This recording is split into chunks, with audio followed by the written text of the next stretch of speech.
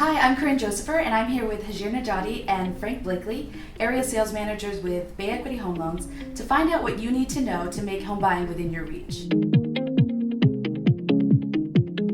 Today we're sitting down to ask them what can make an offer more compelling in a very competitive market. So you guys, right now it's a really competitive market because there's a lot of buyers but not a lot of inventory out there. So what's one thing that a buyer could do to make their offer more compelling? Very good question. So there are a few. It's like any other negotiation. So it's a negotiation, and you have to be able to win that in the seller's mind to choose and pick your offers instead of the rest.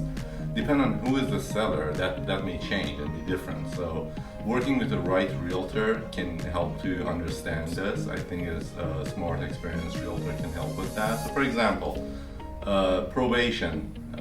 Properties is within a probation and is actually a court sale. That might be more about what's the actual price that they're offering that pick the winner out of that hat.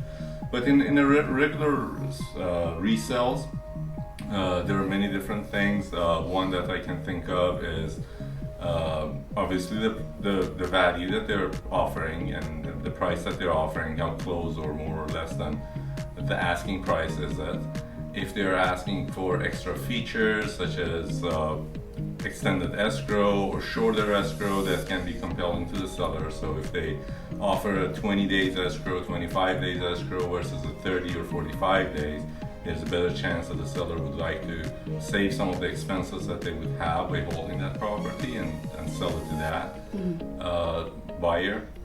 You want to share something? Yeah, I think what Hajir, definitely right. That every seller situation is different. So I think having an experienced real estate agent that can find out what the situation of the seller is as they're packaging the offer is important. I think what's also important is that there's a difference between being pre-qualified, pre-approved, and having a conditional approval from an underwriter. So we've been told by real estate agents that we work with, a pre-qualification, which is basically just a phone call with a loan officer that goes over your qualifications that you give them verbally, right? So you could give them that you make $1 million, doesn't mean that it's actually backed up on paper. So we've been told that paper of a pre-qualification is as valuable as the paper it's written on. So I haven't seen too much paper that's worth that much money, right? So the next step of that is a pre-approval. So pre-approval is taking that information from a phone call and actually verifying with documents. So tax returns, W-2s, paycheck stubs, things that will validate that we are accurate with the income that we're using in order to pre-approve you for a certain home price with down payment and all the variables taken into consideration. So when a seller sees that pre-approval, if they understand it, that should give you leverage versus somebody that sends a pre-qualification is right off the bat. Then the next step is a fully conditional approval. So that means that we're packaging it and we're sending it to the same underwriter that would be approving somebody once they find their house. And so what that does now is go like every variable that you can take care of at the onset, with exception of the appraisal and the inspection, are taken care of.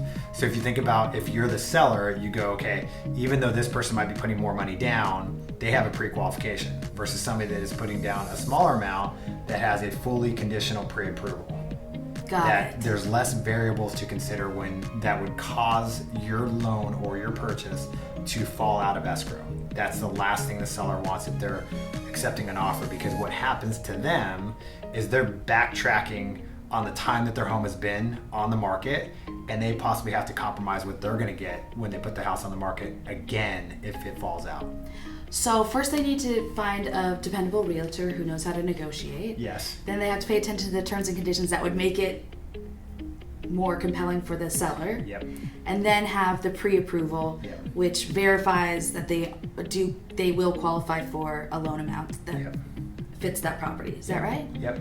And I think one more thing too, I don't know if you want to add it, but I think being personal too. So I think actually, were you going to say that? Yeah, no, go ahead. Yeah, telling a story. Like I think if when I'm selling my house, I really like my neighbors, right? So knowing the person's background that's putting an offer on the property, I think is important in a competitive market. It's valuable. So like picture, cover letter about your family, that kind of thing really does make a difference to some sellers. It's not always about the bottom line. It's a factor, but try to cover every base, right?